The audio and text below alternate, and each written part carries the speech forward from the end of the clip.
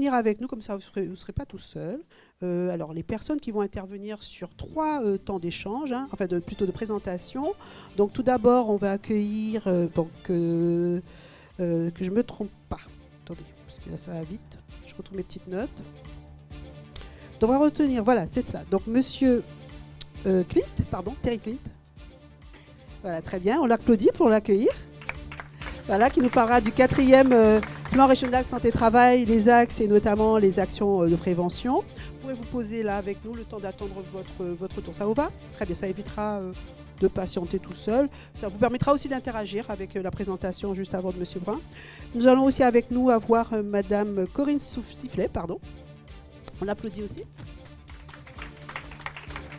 Elle est médecin du travail au sein du CISTC.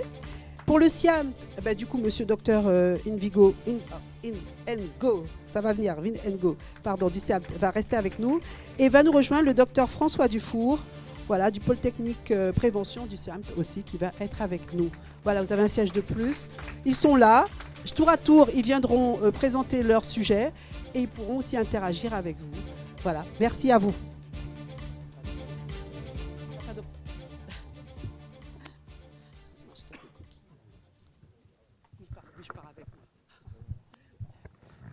Merci. Le temps que la technique... Alors, je vais intervenir pour poser un peu le cadre. On parle d'une réforme de la santé au travail depuis tout à l'heure, d'en poser un peu plus précisément le cadre, même si je vais avoir déjà quelques redites, mais vous savez que la pédagogie est l'art de la répétition. Et donc, c'est juste pour mettre en perspective, et puis je vous apporterai quand même des informations complémentaires. Peut-être, le temps que le diaporama s'affiche, vous dire quand même un des fondements. La prévention, ce n'est pas le médecin du travail. Ce n'est pas le service de prévention de santé au travail. Le président Serville l'a dit, c'est l'affaire de tous. Donc, le fin du fin, on l'a dit, c'est que chacun puisse agir pour sa propre santé, pour sa propre prévention, parce qu'il est conscient des risques pour sa santé, des risques pour la santé de ses collègues, et il peut agir. Donc, c'est vraiment une action de transmission et de culture de prévention, comme l'a dit le Dr Vinengo, qu'il faut gagner. Alors, vous redire un peu, Jean-Luc Monteil l'a expliqué sur la genèse de la réforme, je vais être très rapide. Ce qui est très fort, c'est qu'il y a eu une intention de réformer ce système de la santé au travail avec une compréhension que la santé au travail faisait partie de la santé publique. Ça, c'est une impulsion gouvernementale. Le président Macron arrive. Dans le programme social de monsieur le Premier ministre, il y avait la réforme des retraites, la réforme de l'assurance chômage et la réforme de la santé au travail. Mais les partenaires sociaux ont souhaité s'en emparer. Et ça, c'est très important parce que, on l'a déjà dit, c'est l'affaire de tous. S'il n'y a pas un dialogue sur le terrain, il n'y a pas de solutions qui tombent d'en haut et qui sont applicables à toutes les activités, à tous les territoires, à toutes les situations. Donc s'il n'y a pas une appropriation des acteurs, ça ne fonctionne pas. Donc les partenaires sociaux ont dit on ne laisse pas faire l'État tout seul, on va avoir une réflexion et on va dire ce qu'on attend du système de santé au travail. Parce que souvent on dit est-ce que la santé au travail est un objet social ou est un objet de santé? Bien sûr, il est les deux, mais je vais vous dire historiquement, pour l'expérience que je peux en avoir, c'est d'abord un objet social. C'est où on met la barre, où on met l'acceptabilité, qu'est-ce qu'on supporte, qu'est-ce qu'on ne supporte pas. Et bien sûr, le lien avec la santé est fondamental. Les partenaires sociaux ont eu un accord en 2020 et l'État et les parlementaires ont repris cet accord pour grande partie. Ils ont eu un apport, c'est celui du décloisonnement vers la santé publique. Les parlementaires sont allés plus loin que les partenaires sociaux sur le décloisonnement vers la santé publique, j'y reviendrai. Et les partenaires sociaux continuent, ce n'est pas seulement le fondement de la loi, mais c'est l'accompagnement de la loi. Il y a que des acronymes dans notre monde, ça c'est très français. Le CNPST, c'est le Comité national de prévention et de santé au travail, où on retrouve les partenaires sociaux et l'État. On va dire c'est là où se pilote la politique santé-travail en France. Et donc les partenaires sociaux sont toujours très impliqués pour dire comment ça va se passer concrètement, quel décret on doit avoir, quelle est la certification qu'on doit appliquer à des services de prévention et de santé au travail, etc. Et puis l'État fait son travail réglementaire avec les décrets qui sortent, mais le vrai sujet, c'est la mise en œuvre. parce que c'est toujours pas arrivé dans l'entreprise. Donc ça, c'est vraiment le sens aussi d'une journée comme celle-ci, c'est d'expliquer et que chacun sache qu'il a une part de la réussite. Et c'est applicable depuis le 31 mars 2022. En partie. Nous attendons encore quelques décrets.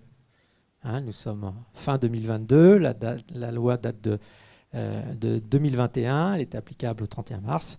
On va attendre encore quelques décrets, quelques mois, mais ça n'empêche pas d'agir. On a bien conscience des enjeux. Je reviens, le mot-clé, et ça a modifié le nom des services, alors qui ne s'appelle plus médecine du travail, je le dis toujours depuis 2002, je ne me trompe pas de dizaine, 2002, il s'appelle service de santé au travail depuis 2002, et il s'appelle service de prévention et de santé au travail depuis donc 2021. Ce mot prévention, c'est pas qu'on n'en faisait pas, on n'a jamais fait que ça. Notre mission depuis 1946 est d'éviter toute altération de la santé du fait du travail. Donc c'est un objet de prévention. Mais le fait de l'inscrire est très bon en termes de communication pour dire, voilà, ce qu'on a à faire, c'est de la prévention. Je reviens un instant sur le CFA que vous allez monter en Guyane. J'ai compris, hors les murs, vous allez au-devant des... On va former des jeunes à un métier du bâtiment. Qu'est-ce qui est prévu pour la prévention dans la formation ? Contrairement à la métropole, vous avez une démographie qui est différente, de jeunes. Plus vous agirez en prévention, plus vous éviterez, pour les entreprises, pour la collectivité, pour la Guyane, les problèmes de demain. Dans les métiers du bâtiment en particulier, à 45 ans, il peut déjà avoir des dégâts. L'usure mécanique, la manipulation d'un certain nombre de produits. Et donc d'avoir les réflexes de prévention, c'est essentiel dans une logique. Et ça, c'est préparer l'avenir. Je vous disais, avoir une politique de prévention, c'est avoir une politique d'avenir. Parce que sinon, c'est autant de personnes susceptibles d'être malades ou d'avoir des problèmes de santé ou d'avoir à être reconvertis très tôt dans leur carrière professionnelle que vous allez rencontrer. Donc cette intégration de la prévention, elle doit commencer le plus tôt possible et un CFA est un excellent lieu. Et ce n'est pas si facile parce que les maîtres, ils n'ont pas forcément été formés à la prévention. Et quand un jeune arrive auprès de son maître d'apprentissage, ça c'est à l'école. On t'a dit ça à l'école, mais nous on travaille comme ça, alors tu écoutes. Et ça demande aussi au MEDEF, aux organisations patronales, aussi de passer les messages auprès des maîtres de stage pour que tout le monde ait cette conscience de la prévention. Et là, vous garderez vos compétences et là, vous préserverez l'avenir. Le deuxième sujet, et je vais l'illustrer un petit peu, c'est faire ce pont entre santé au travail et santé publique. Alors là, il y a eu des débats entre les partenaires sociaux et c'est pour ça que les partenaires sociaux ne sont pas allés très loin. Parce qu'à force de charger la barque de l'entreprise, au bout d'un moment, l'entreprise, elle dit stop, quoi. On ne peut pas être responsable de l'éducation, de la santé, de tout et tout et tout. Donc, le périmètre qu'ont voulu tracer les partenaires sociaux était quand même de dire la santé publique s'il y a un lien avec le travail. Qu'est-ce que ça veut dire? Alors, je prends souvent l'exemple des travailleurs de nuit. Parler du sommeil, un travailleur de nuit, du rythme de sommeil, de l'alimentation, c'est ce qui va dérégler le plus vite dans un 3-8. Ça, c'est une action de santé publique tout à fait en lien avec le travail. J'étais aussi en contact avec des représentants de la Polynésie française. Alors, outre le territoire, encore plus compliqué que vous parce que 3000 km d'île, il y a des questions de distance, d'accessibilité encore plus grands. Mais leur plus grand sujet, c'est l'obésité dans le territoire. Et avant même d'avoir un problème de TMS, de risques psychosociaux, etc., il y a des problèmes d'accès au travail à cause de l'obésité. Donc si vous n'avez pas une politique de santé publique associée à la santé au travail, quelque part, vous passez à côté du premier sujet de santé de la population. Donc c'est très important d'avoir conscience, et c'est pour ça qu'il faut décloisonner entre la médecine de ville et la médecine du travail. Il y a des instances qui se créent pour justement avoir ce dialogue, mais c'est très important. Alors, dans la loi, il y a une invitation à encourager la pratique sportive. Alors, je vais vous dire, nous, on aurait préféré déjà promouvoir l'activité physique, c'est déjà pas mal. L'activité sportive, c'est encore autre chose. On n'est pas forcément tous en club. Voilà. Donc, mais l'activité physique, c'est quelque chose d'important. Les problèmes cardiovasculaires, la sédentarité, il y a plein de choses qui sont liées à cela. Et puis des campagnes de vaccination, on l'a bien connu avec le Covid, qui peuvent être impliquées. L'autre fait marquant, c'est l'universalité. C'était le mot utilisé par les sénateurs. On veut faire bénéficier de ce système de santé au travail tous les Français. Salariés, Vinengo le rappelait tout à l'heure, c'est vrai que du côté des salariés du privé, il y avait plus de choses que des salariés de la fonction publique.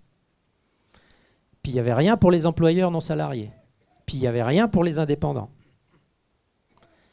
Là, au moins pour les employeurs non salariés et les indépendants, qui le souhaitent, il y a une possibilité de demander le service de prévention et de santé au travail. Et puis, tous les textes qui nous régissent ne concernent que le secteur privé. Mais là aussi, vous avez une spécificité territoriale. Je crois que vous suivez un très grand nombre de salariés de la fonction publique. Il faut savoir qu'en France, tout rassemblé, c'est 700 000 agents de la fonction publique qui sont suivis par les services du secteur privé, par défaut de moyens du côté public. Et je leur ai dit, c'est tellement... Et puis les carrières vont se mélanger de plus en plus, les gens vont faire des allers-retours. D'avoir cette vision globale est quand même très importante, et puis ça correspond vraiment à votre réalité territoriale de vous préoccuper. Par contre, il faut recruter des médecins, il faut recruter des compétences, et où les trouve-t-on? Et là, on va retrouver aussi des modalités, on y reviendra, je pense, avec le SIAMT, sur la télémédecine, l'accès à distance. Mais la prise en charge d'un plus grand nombre de travailleurs, c'est un défi, mais c'est une nécessité dans une politique globale de santé publique. Alors, comment accompagne un service de prévention et de santé au travail? Sur 3 axes, on dit les partenaires sociaux. L'action en milieu de travail. On va voir sur le terrain, ou on va prendre des informations sur le terrain pour savoir à quoi est exposé le travailleur. Si on n'a pas conscience de ça, voilà, on va faire de la théorie. Et ce n'est pas de tout faire, tout traiter. C'est au moins, voilà, j'ai 5 risques majeurs. Je vais m'occuper déjà de 2. Parce que derrière le DU, le document unique d'évaluation, la loi a introduit pour les entreprises de plus de 50 une obligation, c'est d'avoir un plan d'action. Mais dans tout DU, s'il n'y a pas plan d'action derrière, excusez-moi, mais ça ne sert pas à grand-chose. C'est de la conformité juridique, on l'a redit tout à l'heure. Donc il faut déplacer la conformité juridique pour dire on évalue pour bâtir un plan d'action. Et ce n'est pas peut-être là aussi encore 10 actions, mais si on en met 2, et puis au bout de 2 ans, elles sont bien traitées, au bout d'1 an, elles sont bien traitées, on a progressé. Il faut rentrer dans une logique d'amélioration continue. Action en milieu de travail, suivi individuel de l'état de santé, prévention de la désinsertion professionnelle. Parfois, la prévention, il y a des gens, on n'a pas tous 20 ans, les dégâts ils sont déjà là, on est porteur de maladies chroniques, et il faut faire attention de garder un emploi. Ça demande des aménagements de poste, ça demande de peut-être réorganiser le travail. Et là, chaque service de prévention et de santé au travail est tenu d'avoir une cellule de prévention de la désinsertion professionnelle. Alors là aussi, on le faisait. Mais la loi a institutionnalisé cette cellule qui permet de traiter des sujets parfois sociaux, parce que des fois la précarité vis-à-vis du travail, elle n'est pas tout à fait liée au travail. Ça peut être des problèmes financiers, des problèmes familiaux, d'un certain nombre de choses. Et d'avoir une assistante sociale dans cette équipe permet de gérer. Mais il faut aussi un ergonome, il faut un médecin du travail, il faut un psychologue du travail. Et cette cellule va se constituer autour de ses compétences pour éviter la désinsertion professionnelle. Je vais passer très vite. Alors tout ça, ça constitue ce qu'on a appelé l'offre socle, ce que doit proposer tout service de prévention et de santé au travail. Alors là, détaillé, je vais peut-être être très rapide, mais alors c'est juste pour vous clarifier, si possible, la complexité de certains textes. Dans la loi, il y a une offre socle, ce dont doit bénéficier chaque entreprise du secteur privé. C'est dans le contrat d'adhésion, la cotisation est mutualisée. C'est ce qu'on connaît, j'allais dire, aujourd'hui de manière très globale. Il y a une offre dite spécifique. C'est celle qu'on proposera aux indépendants qui auront le choix de la prendre ou pas la prendre. Il y aura un tarif, une offre de service spécifique. Et c'est un contrat d'affiliation qui va être le lien avec le service de prévention et de santé au travail. Puis une offre complémentaire. C'est-à-dire qu'au-delà de ce qui est socle, peut-être qu'on peut aller plus loin. Mais à ce moment-là, c'est plus mutualisé. Parce que dans la réalité, c'est souvent les grandes entreprises qui demandent. Et on sert plus la grande entreprise que la petite, qui n'a en outre pas les moyens, elle, en interne. Donc si vous en voulez plus, on ne va pas vous le refuser, mais ce sera facturé à part. Et puis on n'oublie pas cette offre spécifique à la fonction publique, qui est régie par 3 textes différents, on le rappelait tout à l'heure: fonction publique territoriale, fonction publique d'État, fonction publique hospitalière. Et donc il y a des textes qui régissent. Alors les textes, on les applique si on peut, au mieux. Hein, mais il faut surtout trouver des solutions, encore une fois, pratiques et de proximité, pour pouvoir répondre aussi aux problématiques de santé au travail des agents de la fonction publique. La loi a aussi prévu la télésanté, le développement. Parce que, au niveau national, je ne l'ai pas dit, mais je représente un réseau, donc 180 services de prévention qui suivent 16 millions de salariés et 1 400 000 employeurs. Eh bien, pour accompagner autant de monde, il faut des compétences humaines, des ressources humaines. On en a beaucoup finalement, on a 17 000 collaborateurs dans le réseau, ce qui n'est pas rien, ce qui est beaucoup plus que beaucoup d'autres réseaux de santé. Mais on a besoin aussi du numérique, des outils numériques, de la télésanté. Et sans la digitalisation d'un certain nombre de services, de conseils, d'évaluation, même l'évaluation des risques peut avoir des appuis sur cela, on aura beaucoup de difficultés pour cela. Et puis comme ça, tout ça est très sérieux, les partenaires sociaux et donc les législateurs ont prévu que les services de prévention et de santé au travail seront certifiés sur 5 points. L'effectivité du service rendu. C'est-à-dire qu'on va venir vérifier que le service est effectivement rendu à tous. Alors on sera peut-être à 70%, à 80%, mais au moins on va le mesurer. Que les process sont maîtrisés, que l'organisation est maîtrisée, que les systèmes d'information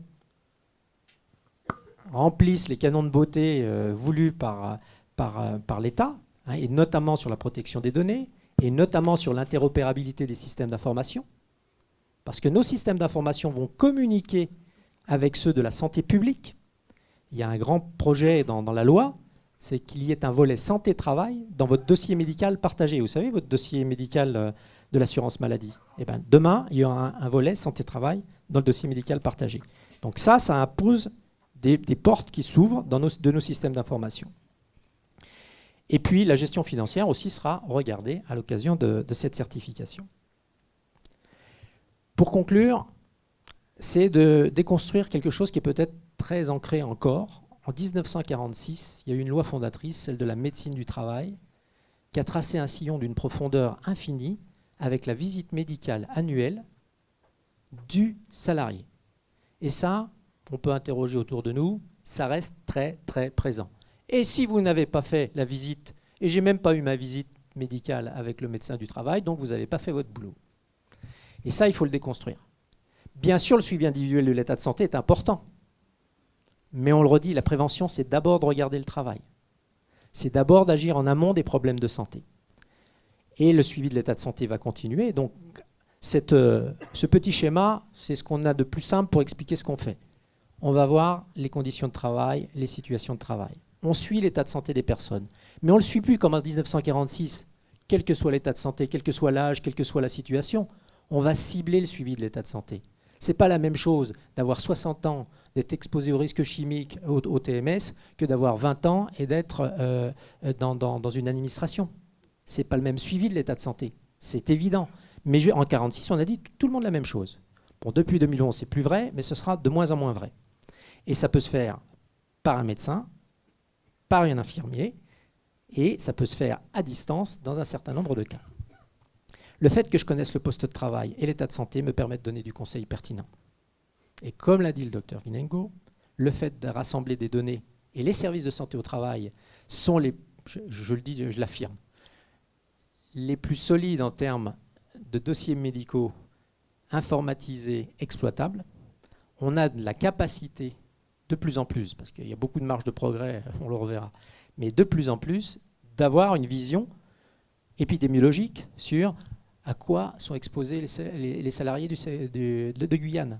Quelles sont les priorités sanitaires? Faisons un diagnostic territorial sur quels sont les enjeux de santé au travail en Guyane. Et ce ne sera pas la même chose qu'à La Défense, à Paris. Et on va s'apercevoir avec les partenaires sociaux, avec les acteurs territoriaux, avec les professionnels de santé au travail, qu'on doit cibler et agir par priorité. C'est pour ça que c'est présenté en cercle. Parce qu'après, on revient à l'action en milieu de travail ciblée. On ne va pas partout faire la même chose, de manière indiscriminée. On va le faire de manière ciblée. On va suivre individuellement les salariés d'une manière beaucoup plus précise parce qu'on aura appris plein de choses sur leur état de santé et leur exposition. On va affiner le conseil et on va faire tourner la route des Ming, pour ceux qui aiment la qualité, pour l'amélioration continue. Voilà tout l'esprit de cette loi. Il y a beaucoup à faire. C'est, je crois qu'Erol y est sensible, un enjeu de dialogue social, un enjeu de dialogue tout court entre les parties prenantes, mais d'avoir conscience de tout cela, je pense, c'est une bonne boussole pour réussir et c'est ce que je vous souhaite et dans cette journée. Je vous remercie. Merci, Monsieur Brun. Je rappelle que vous dirigez Présence. Présence fédère combien de centres interprofessionnels ou professionnels en tout cas? Donc je le disais, 180, et puis on a en plus l'affiliation de la FFB qui a une vingtaine de services professionnels, purement dédiés au service du bâtiment. Une très grande vision. Donc 16 millions, je le disais, un peu plus de 16 millions de salariés du secteur privé qui sont dans ce giron-là, avec 700 000 de la fonction publique d'une manière conventionnelle. Très bien. De toute façon, à la pause, messieurs, dames, vous pourrez aussi, sans trop leur sauter dessus, parce qu'eux aussi ont besoin de pause, mais pouvoir vous rapprocher aussi d'eux pour pouvoir poser des questions un peu plus fines.